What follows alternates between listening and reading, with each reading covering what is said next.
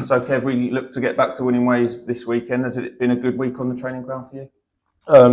Yeah, well, it'd be better if we won last week. Obviously, it's disappointed with the result, but been a positive week in terms of training.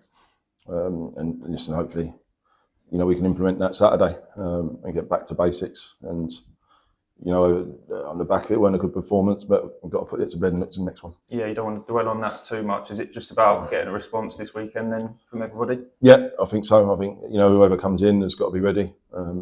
We've had, as you say, a good week's training, so looking forward to getting out there and hopefully getting a result. Yeah, up against Maidenhead, of course, and Alan Devonshire, so experienced.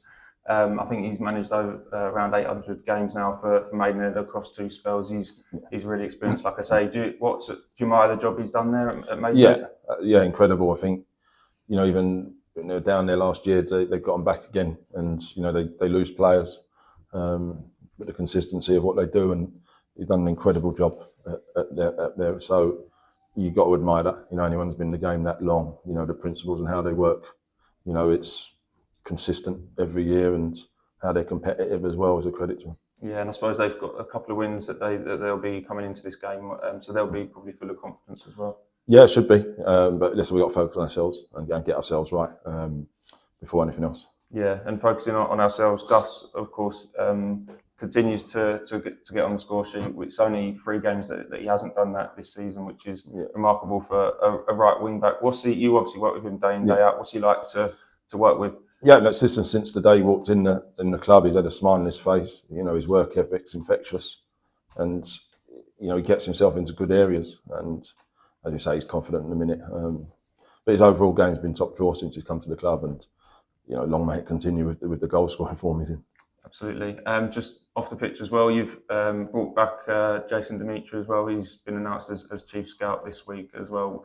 How pleasing is it to get Jason back in the building, and what's he going to bring to the squad? Yeah, listen, I'm delighted because it's something I've wanted, a bit of continuity at the club in terms of people who know the values and the culture and what's expected. We've lost some good players and good people around the place. So it's important that people know how we work, and have around the players and can feed that information back in on a day-to-day basis, on the training pitch. Away from it, there'll be other role will be, away from here as well, is getting out and getting good relationships with clubs and opposition. So it's right across the board, and it's important, as I say, for people with the right mentality and the right Southend culture, if you want, that we've tried to create. And it's important.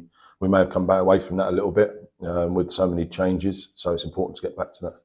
Yeah, and just finally for me as well, Saturday is our dedicated Match for Mind fixture, and the club have been a continuous sort of advocate for promoting and raising awareness around mental health. Of course, it's a very big and important topic to talk about. And as a football club, do you feel like we can be a sort of a flag bearer for connecting with people and also improving people's mental health? Yeah, without a shadow of a doubt, it's something that's has grown since I was a player, as a coach, as a manager, that everyone's more aware of and should be. And I think the club have done a brilliant job in that.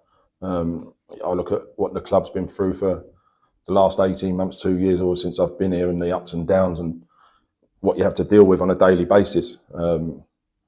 I think you don't have time to sit down and reflect, and probably there's times where I have to go away and speak to people about what goes on just away from here, because it probably affects you when you don't realise it. So it's a huge part of everyday life for a lot of people, and it's important to bring the awareness to the forefront.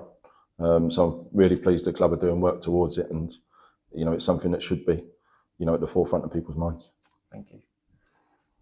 You've been quite critical of some of the goals that your team have conceded this season and on Saturday against Gateshead. Do you think that the new players are just still getting used to playing with one another? Because obviously you've lost some key individuals.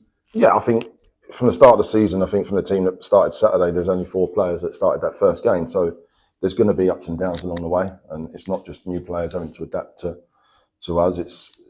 It's a culmination of everything. With the best teams and the most consistent teams, and little change, but with unforeseen circumstances, injuries, people leaving, and that happens in football. So what you do is you go back to the training ground, go to work again, and hopefully get better.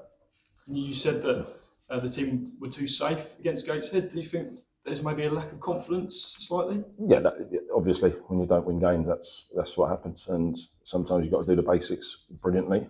And if you do that, your confidence grows. You haven't played midweek this week, which you have been doing for a while, which obviously takes a lot of energy and a lot of effort. Are you expecting the lads to come out firing on Saturday at home as well?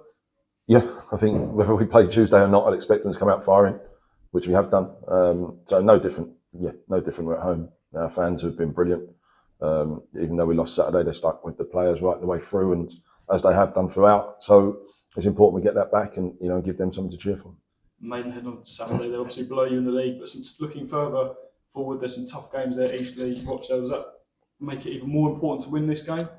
No, it's as important as the next one. I'm not looking any further than that. Listen, we're going through a bit of a sticky spell. But it's important everyone sticks together. As a club, we went through a lot harder than this. And the fans stuck by the players, and the players stuck by the club and myself. So, we've got to stick together on the football pitch. And that's part and parcel of it. And not everything's going to be plain sailing. So, we've got to work hard, and keep doing the right things, and hopefully the results will come. Is there any update on some of the injured lads, Harry Taylor, Cav Miley? Not really. No, Cav's been doing special work for his back, and that's ongoing. Harry Taylor's still, a few days away from probably being able to do full training. Danny Waldron's been out in the grass today for a little bit. Lee Coker's out in the grass doing a little bit as well. So every week that goes by, they get closer. Obviously, you without Captain Nathan Ralph on Saturday. It'd be good to get him back. Yeah, and obviously, he's done brilliant for us since he's been here. So, he adds to the squad again, which you need going into every game. And new signing, Taylor Farano, only here for a month, of course. Have you been impressed by what you've seen from him so far? Yeah, listen, he's a young man coming into straight in, only had one small training session with us, so that was difficult in terms of being up to speed of what we do. But he's good, a very good defender.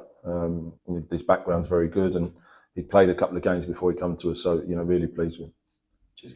What kind of threats you feel Maidenhead bring? They're always quite close, our games at them, aren't they? Yeah, no, they are. They work, organised, work so hard, competitive, and they've got some good players as well. With the attacking players they've got are always a threat. So, as you say, it's always tough games, and there's never been much between the teams. And listen, with everyone at this level, you've got to be bang at it, and that's the message to our team is, let's get ourselves right and make sure we do our jobs properly. I feel like I ask you this every week. The signings, is there anything close? No. Not that you'd say anyway. No, I know. Is there anything close? No, not at the minute. No, nothing. And so we've got a lot of decisions to make, which is part of your job. And the household Colin being into training, it's been a sort of sticky time for him, isn't it? Yeah, a little bit, but that's part and parcel of football. He's been. I think what you've had with Colin is that, and the team is such a settled team, and everyone knew their jobs, but one or two now have changed. So it's an experience that he's got to learn from, and that's part of growing up as a footballer, because when you come out the other side, it makes you a better player. And, he will do that without a shadow of a doubt. He's a young keeper that's done unbelievable for us, and he will do. So it's a learning curve. We all stick together, when we come out the other side, and when we do, we'll be a lot stronger for it.